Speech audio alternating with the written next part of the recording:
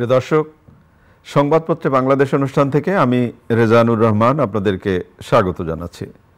বিভিন্ন জাতীয় দৈনিকে প্রকাশিত খবরের বিশ্লেষণ নিয়ে আমাদের আজকের এই অনুষ্ঠানে অতিথি হিসেবে উপস্থিত আছেন দৈনিক প্রথম আলোর যুগ্ম সম্পাদক কবি সোহরাব হাসান। কেমন আছেন? শুভ সকাল। ভালো আছে। আপনাকেও শুভ সকাল। পত্রপত্রিকায় প্রকাশিত কয়েকটা গুরুত্বপূর্ণ শিরোনাম পড়ে শোনাই আপনাকে, তারপর আমরা আলোচনায় যেতে চাই। বাংলাদেশ ভারত আগরতলায় বাংলাদেশ মিশনে হামলা, ঢাকার করা প্রতিবাদ। বসুন্ধরার মালিকদের বিদেশে থাকা সম্পদ জব্দের আদেশ। সংবাদ সম্মেলনে দেবপ্রিয় ভট্টাচার্য আওয়ামী লীগ দেশকে চোরতন্ত্রে পরিণত করেছিল। দৈনিক সমকাল, ত্রিপুরা হাইকমিশনে হামলা, নিন্দা প্রতিবাদের ঝড়। তারেকের সামনে বাধা, সাজা পাওয়া আরও 4 মামলা। দৈনিক যুগান্তর, আগরতলায় দূতাবাসে হামলা, কোনো সাম্প্রদায়িক কার্যকলাপ বরদাস্ত করা হবে না, কূটনীতিকদের ব্রিফিং শেষে পররাষ্ট্র উপদেষ্টা। কালের কণ্ঠ, খোদ চেয়ারম্যানেই ব্যাংক ডুবি, অর্থনৈতিক শ্বেতপত্র, 1.5 দশকে সর্বাধিক দুর্নীতি ব্যাংক খাতে। দৈনিক ইত্তেফাক, আওয়ামী লীগকে সুবিধা দিতে 103 আসনের সীমানা বদল, সামনের নির্বাচন আরও কঠিন হবে, তারেক রহমান। বাংলাদেশ প্রতিদিন, চামচাতন্ত্র থেকে চোরতন্ত্র, কমছে না উত্তাপ, আগরতলায় বাংলাদেশ হাইকমিশনে ভাঙচুর, পশ্চিমবঙ্গে বিক্ষোভ, মমতার মন্তব্যে বিস্ময়। মানবজমিন, আগরতলায় বাংলাদেশ হাইকমিশনে হামলা, পতাকা ছিঁড়ে আগুন। খবরের কাগজ, শিক্ষায় অপূরণীয় ক্ষতি হয়ে গেছে, আগরতলায় সহকারী হাইকমিশনে হামলা, ভাঙচুর, পতাকায় আগুন। আমাদের সময় চোরতন্ত্রে পরিণত হয়েছিল হাসিনা সরকারের কাঠামো। আজকের পত্রিকা, সীমান্তের 2 পারে উত্তেজনা, দেশ রূপান্তর, আক্রান্ত আগরতলা হাইকমিশন, দুর্নীতি উৎস প্রধানমন্ত্রী কার্যালয়। কালবেলা শিরোনাম, মখা আলমগীরের হাতেই শুরু হাসিনা প্রশাসনের পতন। সময়ের আলো, সম্প্রীতি বজায় রাখতে দৃঢ় প্রতিজ্ঞ সরকার, কূটনীতিকদের ব্রিফিংয়ে পররাষ্ট্র উপদেষ্টা। দৈনিক সংগ্রাম, আগরতলায় বাংলাদেশ হাইকমিশনে আক্রমণ, পতাকায় আগুন। দৈনিক জনকণ্ঠ, সমস্যা উত্তরণে 5 সুপারিশ। রূপালী বাংলাদেশ, পাথর রাজ্যের অধিপতি ছিলেন ইমরান, উন্নয়ন বাজেটের 40% লুট। পাথরেরও রাজ্য আছে। আমরা শিরোনামের পাথর বন সবকিছুরই রাজ্য আছে। এই যে বাংলাদেশের পতাকা পোড়ানো এবং প্রতিবাদ শুরু হলো, আমাদের প্রতিবেশী দেশ, আমাদের একেবারে প্রতিবেশী, হামলা, কূটনৈতিক সম্পর্ক বিষয়ক ভিয়েনা সনদের লঙ্ঘন বলছি আমরা। হাইকমিশনে ঢুকে বাংলাদেশের পতাকা অবমাননা, ভার্চুর। কয়েকদিন ধরে আগরতলায় বিক্ষোভ সমাবেশ করছিলেন হিন্দুত্ববাদীরা। কি বলবেন, এটা কোন উপসর্গ? ধন্যবাদ। গত 53 বছরে বাংলাদেশ ভারতের মধ্যে সম্পর্কে উত্থান পতন আছে, নানা টানাপোড়েন ছিল, আবার কখনো ভালো সম্পর্ক ছিল, কিন্তু এই ধরনের ন্যাক্কারজনক ঘটনা কখনোই ঘটেনি। যে হাইকমিশনের সহকারী হাইকমিশনের ভেতরে যে ভাঙচুর, অগ্নিসংযোগ এবং পতাকায় আগুন দেওয়া, এর আগে কিন্তু কলকাতা ডেপুটি হাইকমিশনেও এত বড় পরিসরে না হলেও সেখানেও কিন্তু তাণ্ডব হয়েছে। পতাকা পুড়িয়েছে, প্রধান উপদেষ্টার কুশপুত্তলিকা দাহ করেছে। এখন এটি বাংলাদেশ যে কোনো মিশনের, যে ভিয়েনা কনভেনশন হচ্ছে, মিশনের দায়িত্ব হচ্ছে স্বাগতিক দেশের, তাদের নিরাপত্তা তাদের নিরাপত্তা দেওয়া এবং তাদের যে নিজস্ব বাহিনী, সেখানে তো মিশনগুলো তো আর তার নিজ দেশের বাহিনী নিয়ে যায় না, নিরাপত্তা রক্ষী নিয়ে যায় না। এটা পুরোপুরি নিরাপত্তা দেওয়ার দায়িত্ব তাদের। এমনকি যুদ্ধের সময় কিন্তু এই নিরাপত্তা দেওয়ার রীতি আছে, দেওয়া হয়। কিন্তু কেন এরকম হলো?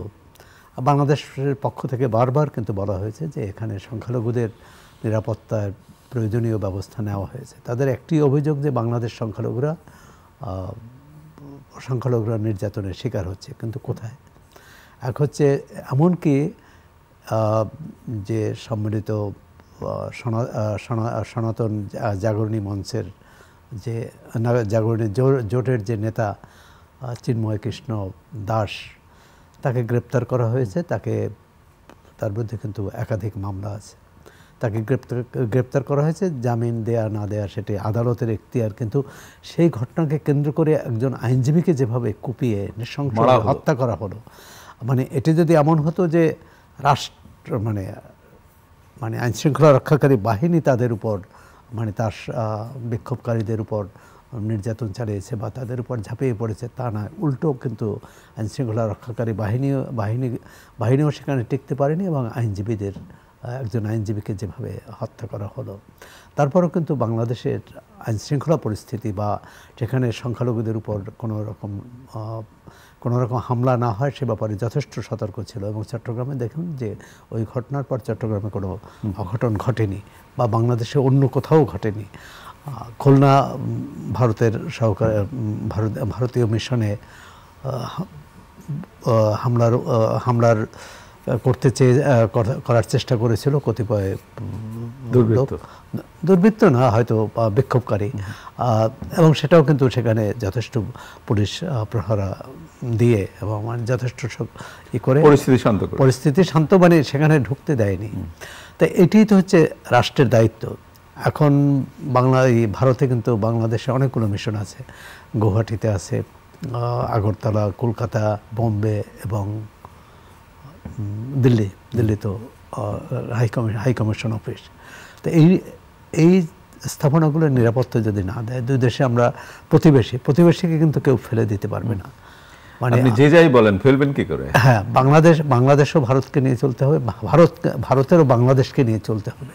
অর্থাৎ সীমান্ত তো আর তুলে দেওয়া, সীমান্ত তো আর উঠিয়ে অন্য জায়গায় নিয়ে যাওয়া যাবে না। সুতরাং আমরা আশা করব যে ভারতের রাজনৈতিক নেতৃত্ব আর সেখানে যে সরকার আছে, রাজনৈতিক অন্যান্য বিরোধী দল আছে, তারা সবাই সংযত আচরণ করবেন, সহনশীল আচরণ করবেন এবং যেটি দুই দেশের মধ্যে সম্পর্ক স্বাভাবিক করতে যা প্রয়োজন সেটি করবেন। বাংলাদেশের পররাষ্ট্র উপদেষ্টা বিদেশি কূটনৈতিক মিশনের প্রধানদের সাথে বৈঠক করে বাংলাদেশের অবস্থান ব্যাখ্যা করেছেন এবং বলেছেন যে আমরা সম্প্রীতি চাই, আমরা সৌহার্দ্যপূর্ণ সম্পর্ক চাই এবং দুই দেশের মধ্যে সম্পর্ক কিন্তু সরকারের সাথে সরকারের না, শুধু সেটি জনগণের সাথে জনগণ। এর মধ্যে পশ্চিমবঙ্গের এটি খুবই আমরা বিশ্বাস করি, পশ্চিমবঙ্গের যে মুখ্যমন্ত্রী তিনি এখানে শান্তিরক্ষী বাহিনী পাঠানোর, এটা খুব বিস্ময়কর মনে হলো। বিস্ময়কর এটি আমি বলছি যে বিস্ময়কর তো বটেই, কিন্তু এর পিছনে একটা কারণ আছে। আগামী বছর পশ্চিমবঙ্গে নির্বাচন, তাই বিজেপি এই যে বাংলাদেশ বিরোধী তৎপরতা চালিয়ে সেখানে ভোটারদের মন জয় করার চেষ্টা করছে, তাদের সমর্থন পাওয়ার, তো মমতা বন্দ্যোপাধ্যায় তো এটি হতে দেবে না যে সেখানে তার যে ভোট ব্যাংক সেটি রক্ষার জন্য এটি করেছে। অর্থাৎ তার সেখানকার রাজনীতি তো বটেই এবং অপরাজনীতি। কারণ মমতাকে তিস্তার পানি নিয়ে যতই অসহযোগিতা করুক, কিন্তু বাংলা ভাষাভাষী মানুষের দুই দেশের মধ্যে সম্পর্ক থাকুক এটি কিন্তু সবসময় বলে আসছেন। এখানে যখন তিনি এসেছেন বা কলকাতায়ও মানে তিনি রাজনীতির বাইরে দুই দেশের সম্পর্কটি রক্ষার কথা বলেছেন। এমনকি বিজেপির অনেক নীতির সমালোচনা করেছেন।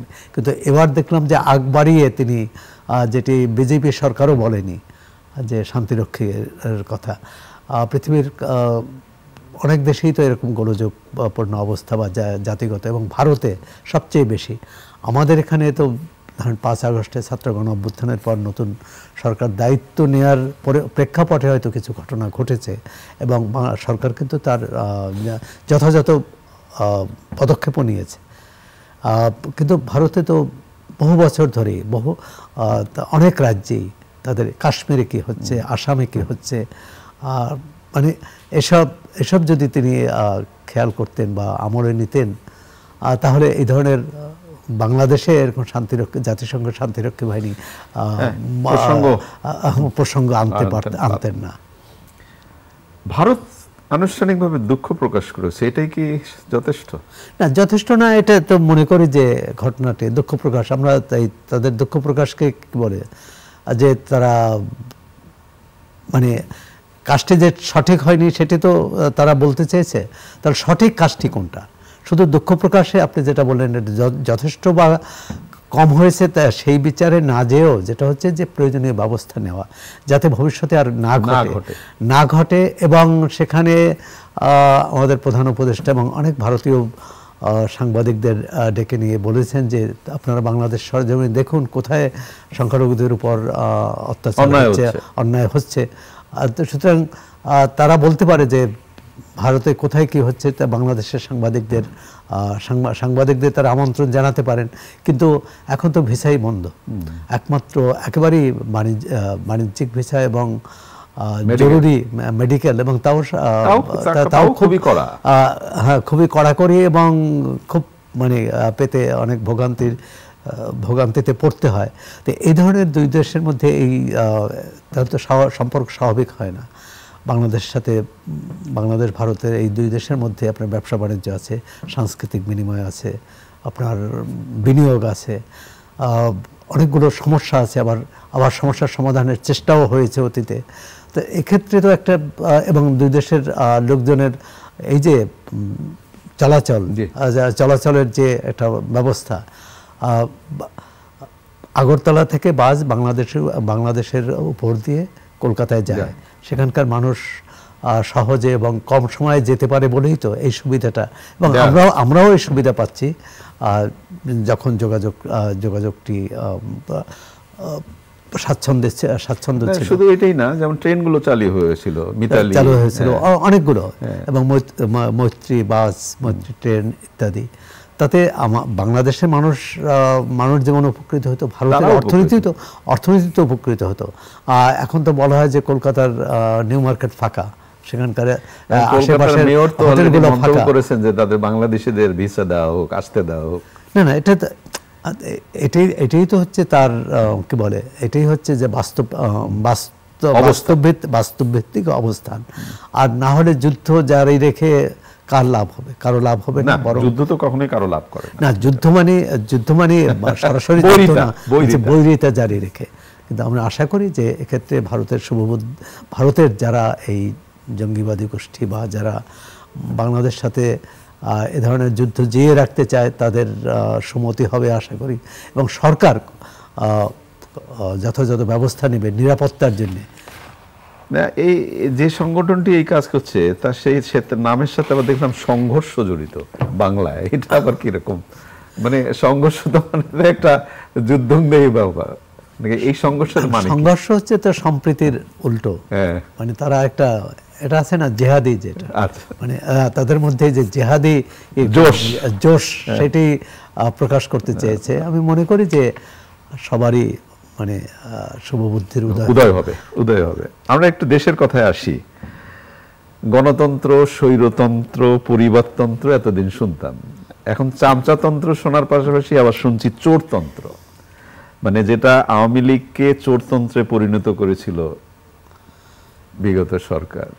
হ্যাঁ, শ্বেতপত্র প্রকাশ করা হয়েছে আওয়ামী লীগ 15 বছরের শাসনামলে, বিশেষ করে ব্যাংকিং খাত থেকে কত টাকা লুট হয়েছে এবং বিদেশে পাচার হয়েছে অন্যান্য সরকারি প্রকল্প ইত্যাদি বাস্তবায়নের নামে। এখন হচ্ছে যে আসলে গণতন্ত্র না থাকলেই এসব চোরতন্ত্র, এই তন্ত্রগুলো তৈরি হয়, চোরতন্ত্র, চামচাতন্ত্র এবং আমলাতন্ত্র এগুলো তৈরি হয়। আর সুতরাং এটি আমি মনে করি যে খুবই অল্প সময়ের মধ্যে তারা এই প্রতিবেদনটি দিয়েছে। এই প্রতিবেদনের ভিত্তি করে এগুলো তদন্ত হওয়া উচিত এবং যারা দায়ী তাদেরকে চিহ্নিত করে তাদের বিরুদ্ধে আইনি ব্যবস্থা নেওয়া হবে এবং ভবিষ্যতে চোরতন্ত্র প্রতিষ্ঠা হবে না, এই পথটা বন্ধ করা খুব জরুরি দরকার। বিএনপির ভারপ্রাপ্ত চেয়ারম্যান তারেক রহমান বলেছেন যে আগামী নির্বাচন যত দুর্বলই প্রতিপক্ষ থাকুক না কেন খুব একটা সহজ হবে না, খুব কঠিন হবে না। সেটি তো তার নেতাকর্মীদের প্রতি এই আহ্বান জানানোর একটা কারণ হচ্ছে যে বিএনপির নেতাকর্মীদের আচরণ বা তাদের কর্মকাণ্ড মানুষ ভালো চোখে দেখছে না, কারণ অনেকেই দখলবাজি, চাঁদাবাজিতে লিপ্ত, এবং এর অনেকের বিরুদ্ধে ব্যবস্থা নেওয়ার পরও সেটি থেমেছে এটা বলা যাবে না। সুতরাং এটি তার দলীয় নেতাকর্মী সমর্থকদের উদ্দেশ্যেই একটি সতর্ক বার্তা। আর এটা তো স্বাভাবিক, মানুষ দেখতে চাইবে না যে আওয়ামী লীগ যা করেছে গত 15 বছরে সেটি তার স্থান বিএনপি পূরণ করুক, একটা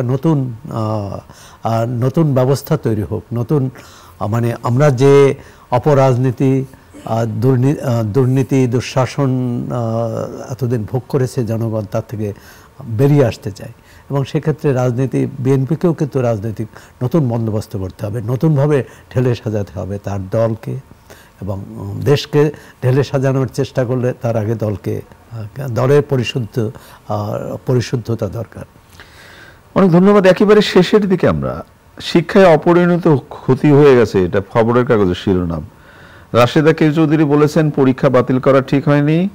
ডক্টর SM-A ফায়েজ বলেছেন ঘাটতি পূরণের পন্থা বের করতে হবে। সিদ্দিকুর রহমান বলেছেন শিক্ষা নিয়ে সংস্কার কমিশন হওয়া উচিত। হওয়া তো উচিত। শিক্ষা মানে অন্যান্য যেটা খুবই গুরুত্বপূর্ণ অনেক বিষয় হয়নি, শিক্ষা কেন হলো না সেই প্রশ্নটি, কারণ শিক্ষার অগ্রগতির সঙ্গেই কিন্তু বাংলাদেশের অগ্রগতি জড়িত। বাংলাদেশ যে অনেক ক্ষেত্রেই পিছিয়ে আছে তার অন্যতম কারণ শিক্ষায় পিছিয়ে থাকা, এবং আমাদের শিক্ষার সঙ্গে আমাদের কর্ম বা আমাদের শ্রম বাজারের সম্পর্ক নেই। আমরা প্রতি বছর আমরা কলেজগুলোতে ঢালাওভাবে অনার্স মাস্টার্স কোর্স করেছি, কিন্তু তার বাজারে কতটা প্রয়োজনীয়তা আছে বা বাজারে যা প্রয়োজনীয়তা আছে সেই শিক্ষা দিতে পারছে কিনা এটা প্রশ্ন। এবং বাংলাদেশের সব সরকারি এসে একটা শিক্ষা কমিশন করে, কিন্তু সেটি বাস্তবায়ন হয় না। আমরা এই আলোচনাটি বাদ দিতে চাই না। আমাদের মেয়েরা আয়ারল্যান্ডকে হোয়াইট ওয়াশ করলো, এবং মেয়েদের ক্রিকেট যে এগিয়ে যাচ্ছে এটা তার প্রমাণ। কি বলবেন?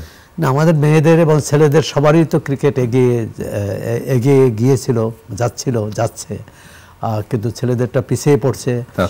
মেয়েরা করছে ভালো, কিন্তু আবার একটা ভয় তো আছে যে এরা এই যে অগ্রযাত্রা বা এই যে জয়যাত্রা, এটা ধরে রাখা যাবে কিনা। কারণ এই ধরে রাখার জন্য যে পৃষ্ঠপোষকতা দরকার, যে সহায়তা দরকার, সেটি রাষ্ট্রের পক্ষ থেকে অনেক সময় পাওয়া যায় না। আমরা